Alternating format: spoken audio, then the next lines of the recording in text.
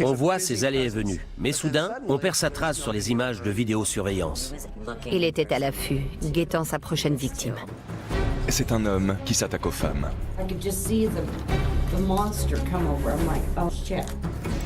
Il agit la nuit lorsqu'elles sont seules. On la retrouve à des kilomètres de là, sur un terrain vague. Il rôde et se déplace incognito de ville en ville. Et il devient de plus en plus sadique. La police ignore l'identité de ce monstre jusqu'à ce qu'un homme se mette à le traquer. Dès qu'il commettra sa première erreur, on le tiendra.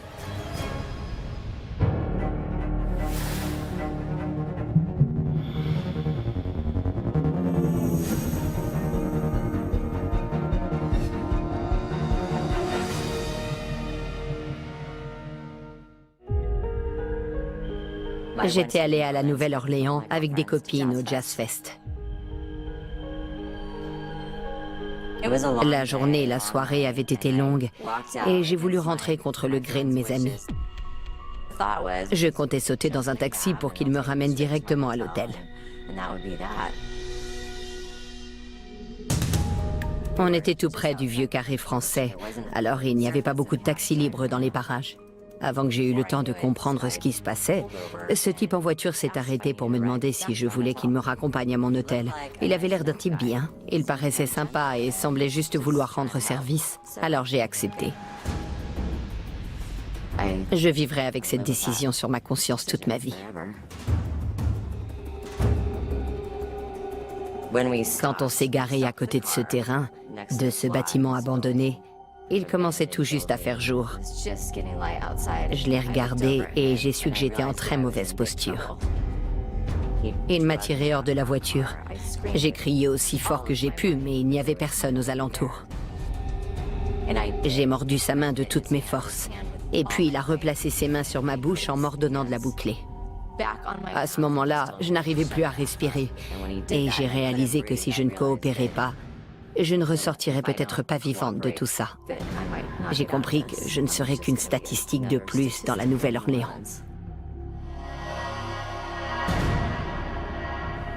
Je me croyais vraiment plus forte. J'ai eu honte de moi. Je n'étais qu'une poupée de chiffon. L'agresseur viole sauvagement Rachel, 31 ans, puis la laisse sur un terrain vague. Il est remonté dans sa voiture et il est parti. Moi, j'ai rassemblé mes affaires et j'ai marché vers la rue. Juste après l'agression, Rachel sort en titubant dans la rue. Un automobiliste qui passe par là la dépose au commissariat. Ma mère m'a éduquée de sorte que je devienne une femme forte, capable de faire les bons choix. Elle m'a toujours dit de ne jamais monter en voiture avec un inconnu. Alors je ressens une certaine humiliation à avoir fait ce choix. Rachel est soumise à un examen post-viol et s'entretient avec un expert chargé de dresser un portrait robot de son agresseur. On a passé en revue des tas de photos pour m'aider à élaborer un portrait de cet individu. Ils m'ont guidé dans ce processus. Quelle était la taille de ses oreilles, comment était son nez, son front, la forme de son visage. Il attendait que je sois seule dans la rue ce jour-là. Il savait ce qu'il faisait. C'était un prédateur. Mais la police ne trouve aucune trace de son agresseur. Finalement, le portrait robot et le kit post-viol de Rachel rejoignent la pile des affaires non élucidées à l'unité des crimes sexuels. Ces preuves pourraient envoyer un prédateur derrière les barreaux. Mais d'abord, il faut le trouver.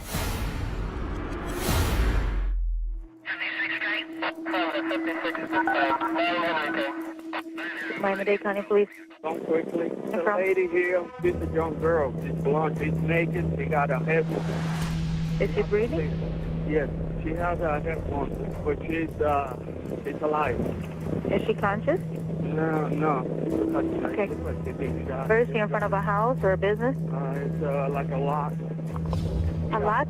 Yeah. It's A vacant lot? lot. Yes, a vacant lot, yeah.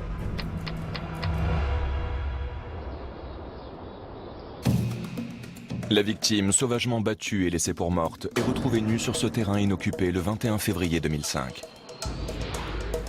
Voilà où l'on a retrouvé la victime.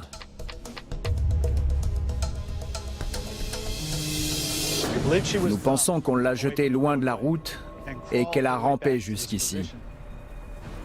Puis les deux témoins ont remarqué ce qu'ils ont d'abord pris pour un chien. L'un d'eux a pensé que c'était un corps. L'un des témoins a appelé les secours en signalant qu'il pensait qu'on lui avait tiré dessus. On ignorait totalement qui elle était.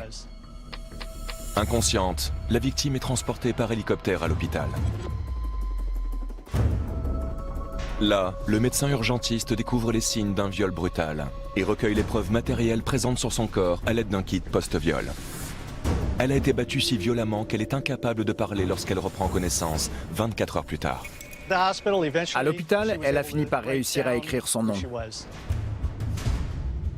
La victime est Tina Bunitska, 21 ans, employée de la compagnie de croisière Norwegian Cruise Line. Elle était ukrainienne. Elle travaillait pour une compagnie de navires de croisière et elle s'était blessée. Elle était en convalescence dans un petit hôtel près de l'aéroport international de Miami. Elle séjournait ici, à l'Airport Regency Hotel. Elle n'a aucun souvenir de ce qui lui est arrivé. Elle avait une blessure assez importante, juste au-dessus d'un œil.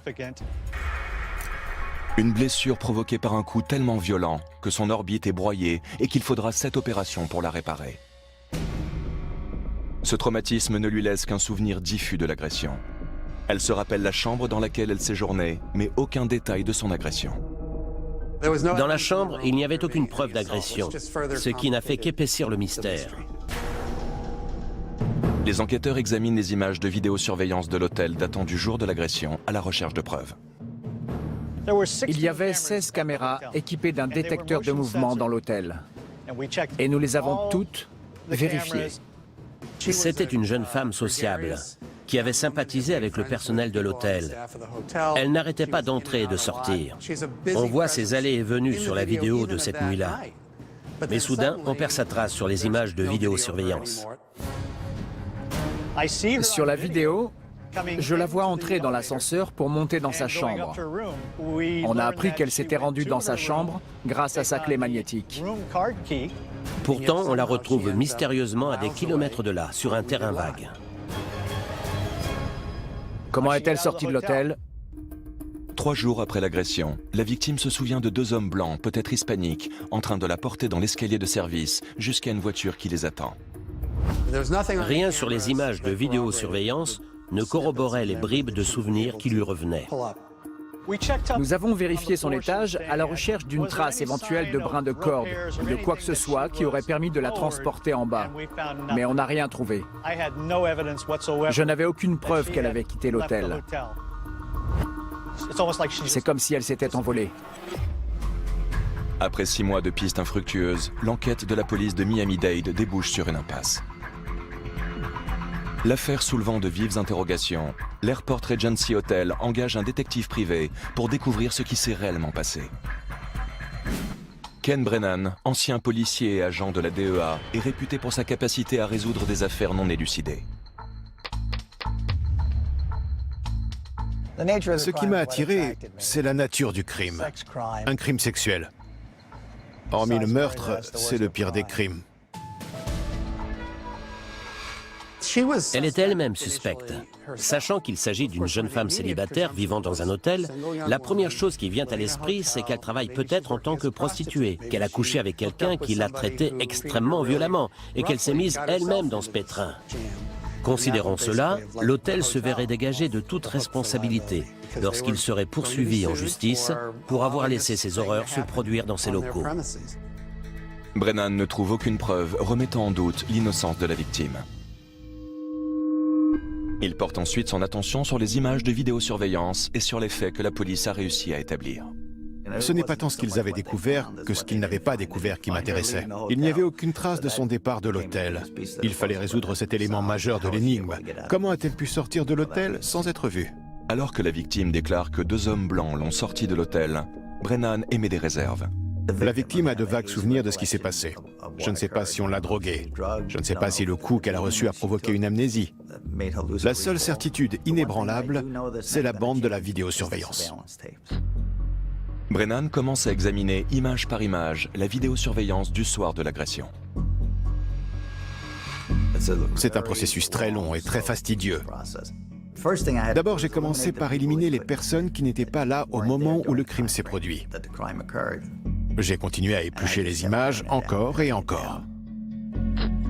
Un moment attire son attention. On voit la victime debout à côté d'un homme noir corpulent. Il est devenu un suspect potentiel parce que c'est la dernière personne à avoir été vue en sa compagnie, même s'il ne correspondait pas à la description de l'agresseur. Il n'était pas blanc, et il s'agissait non pas de deux hommes, mais d'un seul. Alors je me suis dit, on va reprendre et observer de près cet individu. Presque 2 heures après avoir été vu en compagnie de la victime sur la vidéo, l'homme réapparaît et Brennan remarque quelque chose d'étrange. Il commence à examiner minutieusement la vidéo où l'on voit l'homme sortir de l'ascenseur. Le suspect sort de l'ascenseur. On le voit tirant une grosse valise. Et les roulettes de sa valise se coincent dans les rails de l'ascenseur. Il doit s'aider de son autre main et tirer fort sur sa valise.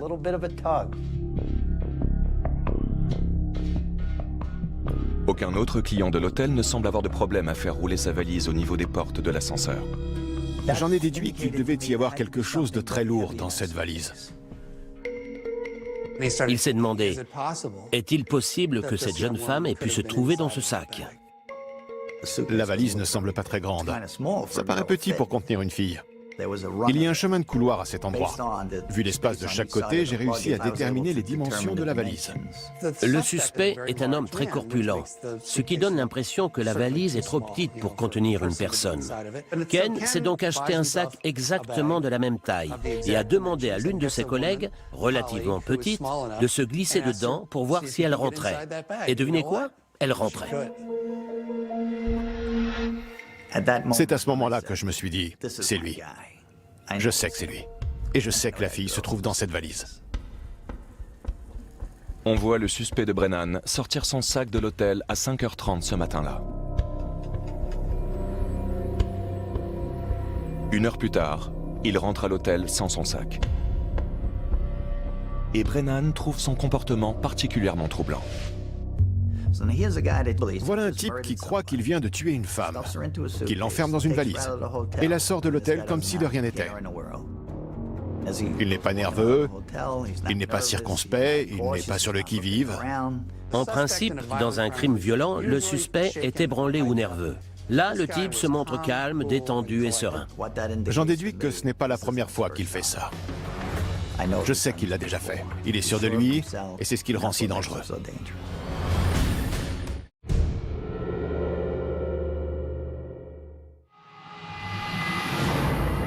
Ken Brennan est certain que son suspect est un violeur en série qui a sauvagement agressé cette femme dans un hôtel de Miami et l'a laissée pour morte. Il sait à quoi ressemble cet homme, mais le personnel de l'hôtel ne se souvient pas de lui et les registres ne révèlent aucun indice. Brennan a un visage, mais pas de nom. Alors il se penche de nouveau sur la seule preuve dont il dispose, les bandes de vidéosurveillance. En examinant la vidéo, je le vois parler avec un autre homme noir. Un ami, peut-être un collègue. Je voulais savoir où cet homme travaillait. Il y avait beaucoup de personnes séjournant ici sous contrat avec des compagnies aériennes et maritimes.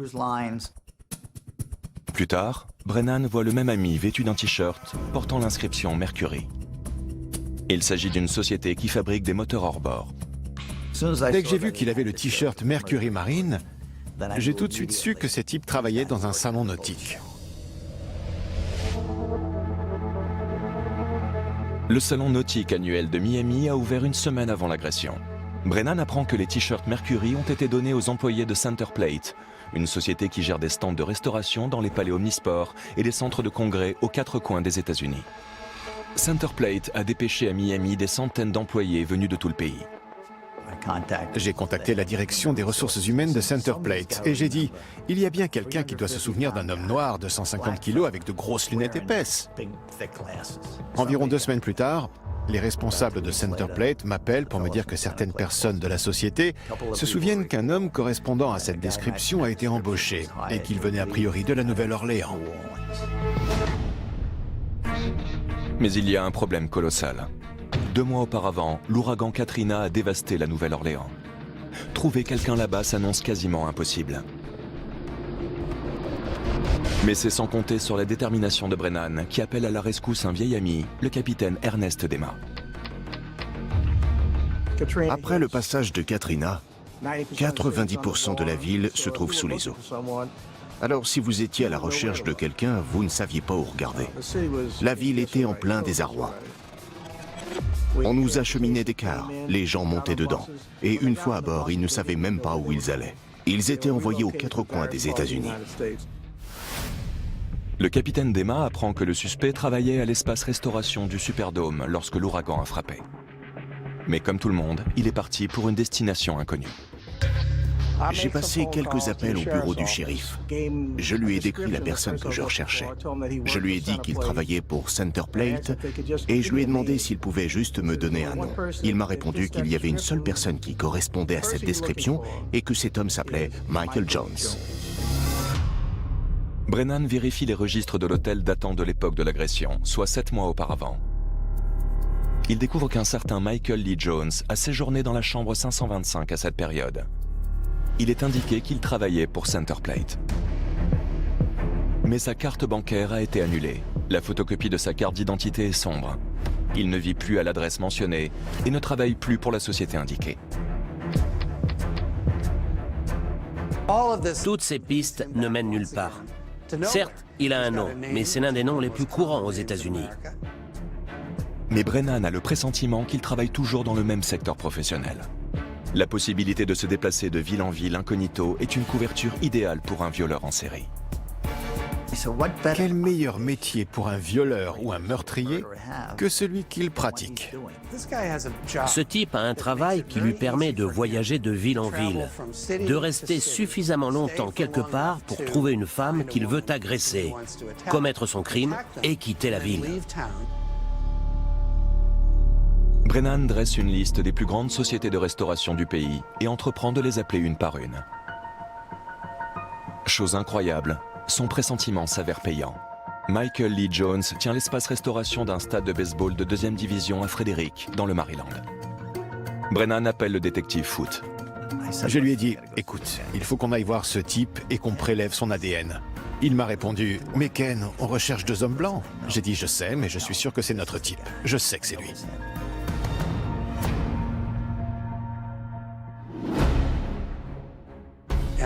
Allen se rend dans le Maryland et interroge ce Michael Lee Jones qui coopère immédiatement. Il veut aider les policiers. Il répond à toutes leurs questions. Le type était serein, calme. Il paraissait sympa. J'ai fini par épuiser toutes mes questions, alors je lui ai demandé de but en blanc. Écoutez, je travaille sur une enquête de viol à Miami et vous êtes un suspect. Est-ce vous qui avez fait ça? Et il a nié en bloc. Je lui ai dit, j'ai des prélèvements qui ont été effectués à l'issue de ce viol. Et je vous demande votre ADN. Et il m'a répondu, pas de problème. Pour le détective Foote, Michael Lee Jones se montre trop coopératif pour être coupable. Le détective Foote m'appelle après son entrevue et me dit « Écoute, j'ai parlé à ce type, je ne pense pas que ce soit lui, Ken. » Et je lui ai répondu « Allen, je compte sur toi pour soumettre cette preuve ADN au laboratoire. Je suis sûr que c'est lui. C'est notre homme. »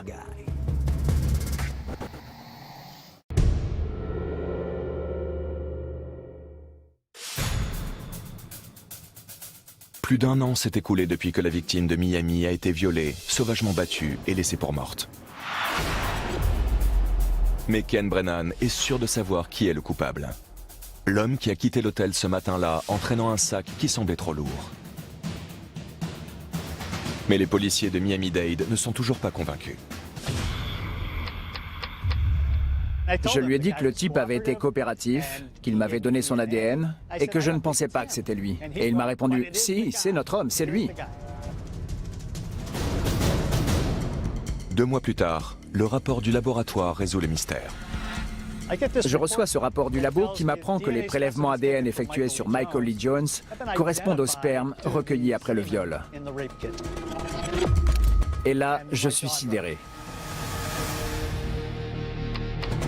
Si Michael Lee Jones accepte avec une telle assurance qu'on lui fasse un prélèvement ADN, c'est parce que c'est un pro. Il prend ses précautions et met un préservatif quand il viole les femmes. Mais ce qu'il ignore, c'est que dans le kit post-viol, on a recueilli un petit fragment de latex. Le préservatif a craqué. Et sur ce petit fragment de latex se trouvait l'ADN de Michael Lee Jones. Presque 2 ans après le viol de Miami, un mandat d'arrêt est émis contre Michael Lee Jones.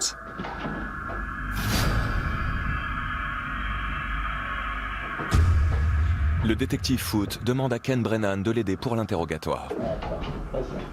Parce que Brennan connaît l'affaire sur le bout des doigts.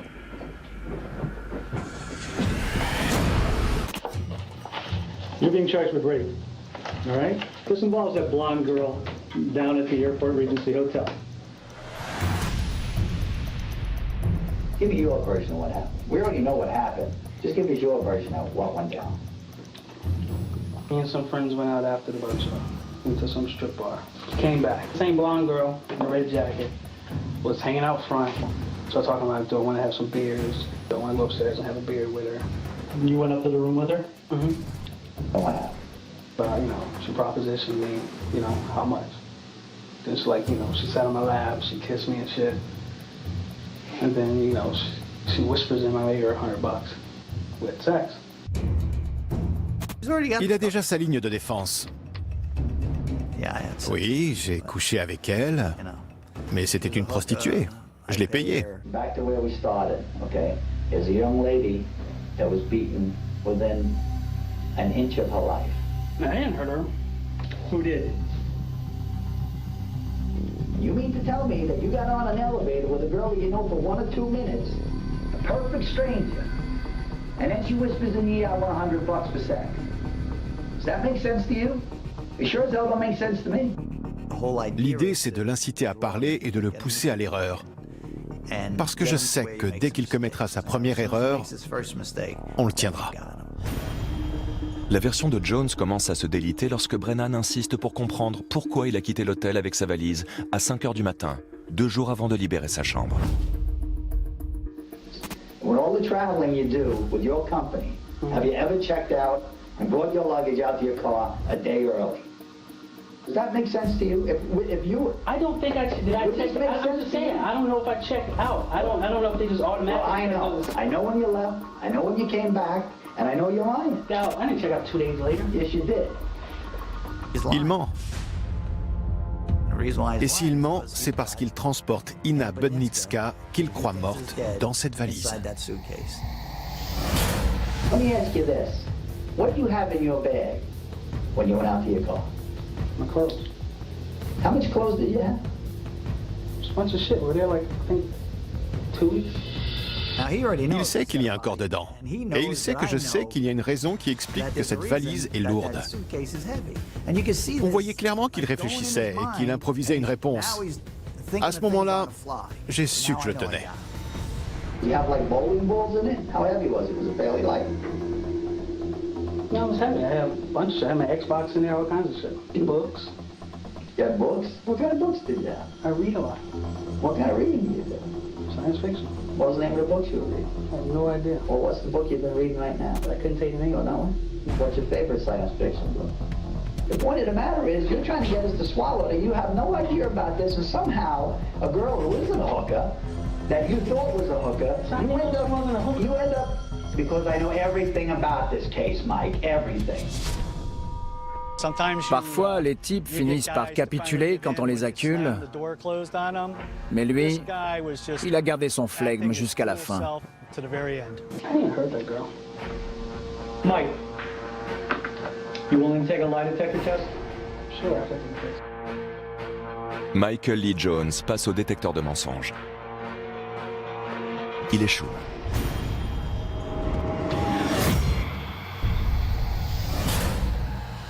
Le parquet doit désormais prouver, non pas que Michael Lee Jones a couché avec cette fille, mais qu'il l'a rouée de coups et que les rapports n'étaient pas consentants. Le parquet craint que les souvenirs confus de la victime ne constituent des failles dans son dossier. le fait que Jones ait échoué au test de détecteur de mensonges n'est pas recevable devant le tribunal. Malgré le poids des preuves et l'horreur du crime, Michael Lee Jones bénéficie d'une négociation de peine et écope de 2 ans et demi de prison. J'étais dégoûté. Ce type violent s'en sortait avec une petite tape sur les doigts et 2 ans et demi de prison. Mais Ken ne s'est pas laissé décontenancer. Vu le comportement de ce type et sa nonchalance, j'étais sûr de moi, sûr et certain.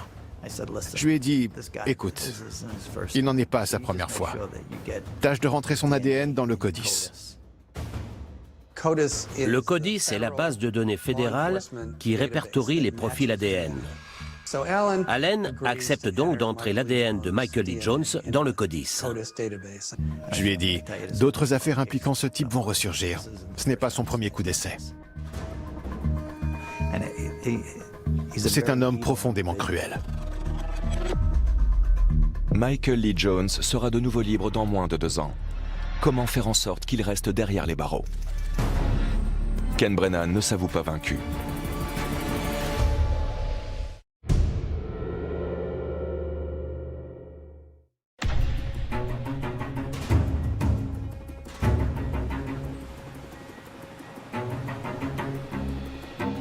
Cela fait 5 ans que Rachel s'est fait raccompagner en voiture tard dans la nuit par un automobiliste avenant qui l'a ensuite violemment agressé sur un terrain vague de la Nouvelle-Orléans. Enfin, la base de données ADN a identifié son violeur. J'étais sans nouvelles depuis des années. Puis ils m'ont dit qu'ils avaient trouvé une correspondance avec mon affaire. Et ils m'ont demandé de parcourir une série de photos pour voir si je reconnaissais mon agresseur. Un détective m'a montré 6 photos et là je l'ai reconnu. Mike Jones. L'ADN de Michael Lee Jones correspond aux preuves collectées par le kit post-viol de Rachel. Et dans seulement quelques mois, il sortira de sa prison de Floride. J'ai eu l'impression que c'était un professionnel. Il attendait que je sois seule dans la rue ce jour-là. Il savait ce qu'il faisait. C'était prémédité. Ce qui le rend si dangereux, c'est qu'il ne ressemble pas à un violeur. Certes, il est corpulent, mais il est très désarmant, très cordial, très apprécié. C'est un type sympa. Ce qu'il souhaite par-dessus tout, c'est continuer à commettre ses crimes. Et son seul moyen d'y parvenir, c'est de parfaire sa technique. Alors que Rachel identifie son agresseur à la Nouvelle-Orléans, la base de données ADN du FBI trouve une autre correspondance. Une agression presque identique à celle de Rachel, dans une ville située à des milliers de kilomètres.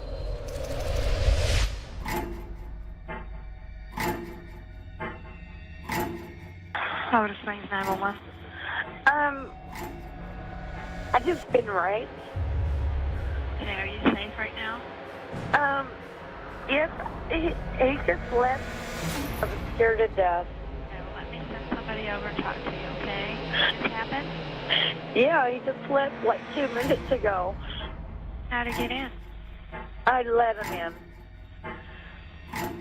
in. Never mind, don't send nobody, okay? Because this is probably my fault. Well, they can still talk to you. It's better. Well, no, don't send nobody. Well, I can't change it now since you already called. Okay? No.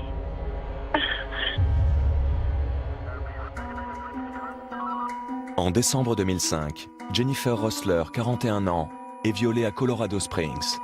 Elle est transportée à l'hôpital où l'on prélève des preuves du viol. La détective Terry Frumston de l'unité des crimes sexuels est chargée de l'affaire. Cette nuit-là, le temps était épouvantable et glacial. Jennifer était ici, dans ce supermarché, pour recharger sa carte de téléphone. Elle essayait de joindre son fiancé au Koweït. Elle lui avait parlé, mais elle n'avait plus de crédit. Elle devait l'appeler très tôt, vers 3 heures du matin, à cause du décalage horaire. Elle est sortie du supermarché, puis elle a emprunté cette rue, la rue Saint-Elmo.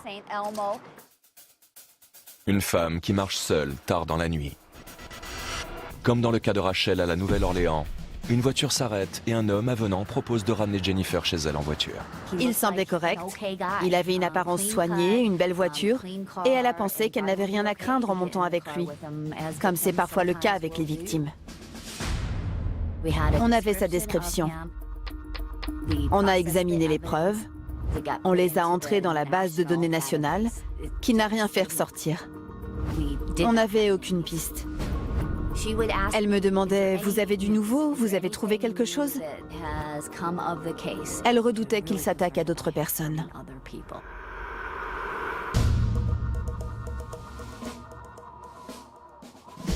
Deux ans après l'agression, la base de données du FBI trouve une correspondance. La détective Ramston fait venir Jennifer pour identifier le suspect, confondu par son ADN. Elle se souvient encore très clairement des détails de ce jour-là. You know, he asked for some water. I let him in. You know, I'm thinking, you know, he gave me a ride home. It was snowing. You know, at least I could do is give him a glass of water. And when I asked him to leave, that's when he says, I'm not going anywhere. And that's when he pushed me on the couch. And he was like Jekyll and Hyde.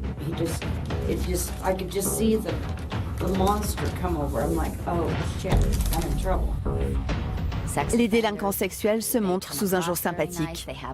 Ils sont courtois, généralement très bien habillés, et c'est comme ça qu'ils piègent leurs victimes, en incarnant un homme sympathique qui inspire confiance. La méthode de Michael Lee Jones consiste, dans une certaine mesure, à s'attaquer à des jeunes femmes et à exploiter le préjugé selon lequel une femme qui est victime d'une agression sexuelle en est quelque part complice, qu'elle l'a cherché. You know, because I'm feeling like this is partly my fault because I got in the car and he came into my apartment, but I didn't ask him to rape me. That's not your fault. You know, Jennifer, you... If I wouldn't have got in the car, this wouldn't have happened. Okay. When somebody offers a ride or you ride with somebody, a ride is a ride. Il est très difficile pour nous de faire comprendre à la victime que ce n'est pas elle qui a provoqué l'agression, mais l'auteur du crime. Il faut qu'elle intègre que quoi qu'elle ait pu faire, ça n'aurait rien changé. And I knew, Terry, I knew this happened before. I had a feeling this has happened before because he was too calm. Il l'agresse, puis il lui demande d'aller dans la salle de bain et de se laver pour effacer les traces ADN. Quelqu'un qui a déjà fait ça et qui s'en est sorti en toute impunité sait ce qu'il a à faire pour effacer les preuves. Il y a beaucoup d'individus qui commettent des crimes et qui en ont commis énormément. Ils sont extrêmement malfaisants. Mais ils deviennent des experts en la matière parce que plus ils pratiquent leurs crimes, plus ils maîtrisent leur sujet. Puis la détective Ramston lui présente le croquis de l'homme qui a agressé Rachel à la Nouvelle-Orléans. I have a composite picture that was sent to me from New Orleans. Remember I told you we have a DNA match? Right. The victim in New Orleans did this picture. I want to show it to you, and I want you to look at it. Does that look like that? That's him. Okay. That's him. Okay. All right. Jesus.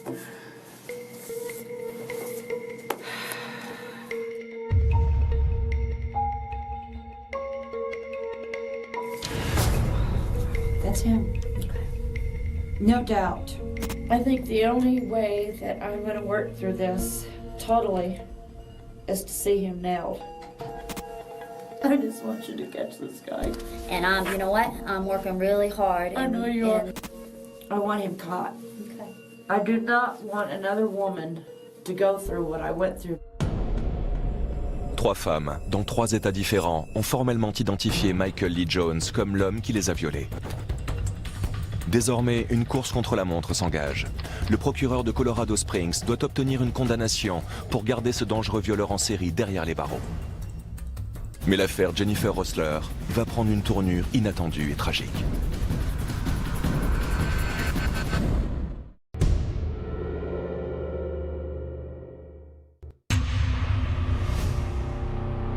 Lors d'une audience préliminaire à Colorado Springs le 11 août 2008, Jennifer Rosler identifie Michael Lee Jones comme son agresseur. Un homme qui, d'après Ken Brennan, va continuer à violer des femmes innocentes s'il recouvre sa liberté.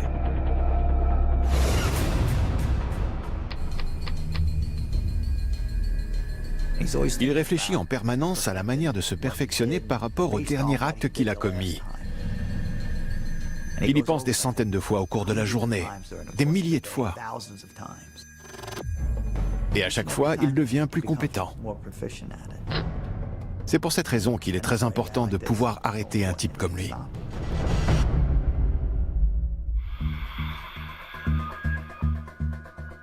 À peine 2 mois après avoir identifié Jones comme son agresseur, Jennifer meurt d'une hémorragie sans lien avec l'agression. À son décès, les poursuites contre Michael Lee Jones dans l'affaire du Colorado menacent de tomber à l'eau. Aucune preuve du crime n'est recevable devant le tribunal. Ni ses déclarations à la police, ni même le fait qu'elle ait identifié Jones comme son agresseur. Même si les déclarations de Jennifer Rosler à la police ont été enregistrées, même si nous savons qu'il s'agit bien d'elle, ce n'est pas recevable car ce ne sont que ses déclarations et on ne peut pas l'interroger à ce sujet. De par la Constitution, Michael Lee Jones a le droit de faire face à son accusatrice. Maintenant qu'elle est décédée, personne ne peut parler. Je ne suis pas autorisée à parler en son nom. Les poursuites sont limitées. On savait tous que ça allait être compliqué. On n'avait pas notre victime.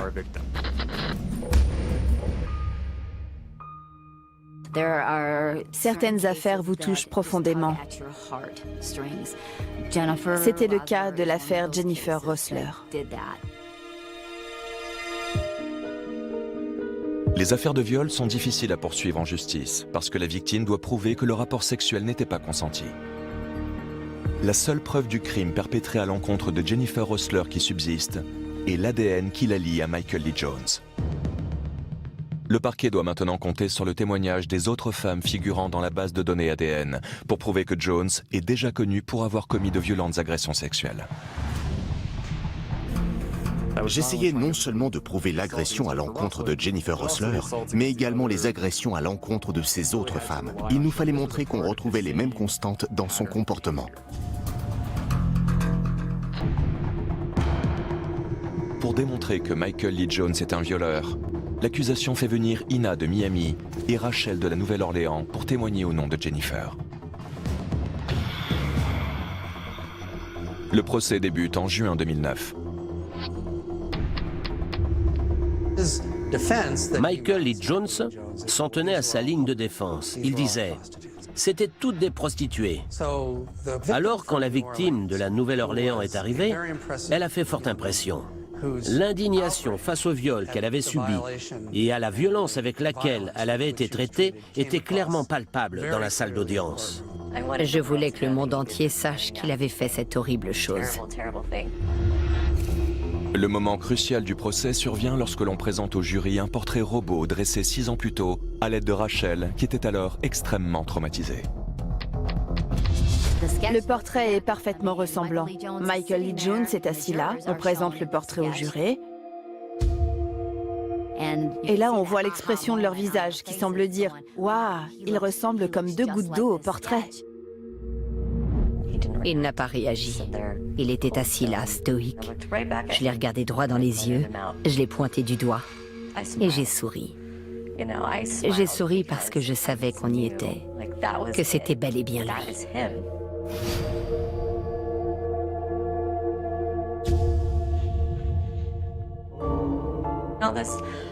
Toutes ces horreurs qu'il m'a fallu raconter au tribunal. J'avais réalisé le portrait et j'avais vu juste. J'ai le sentiment d'avoir accompli ma mission. Michael Lee Jones est reconnu coupable du viol de Jennifer Rosler et condamné à la réclusion à vie assortie d'une peine de sûreté de 24 ans dans une prison du Colorado.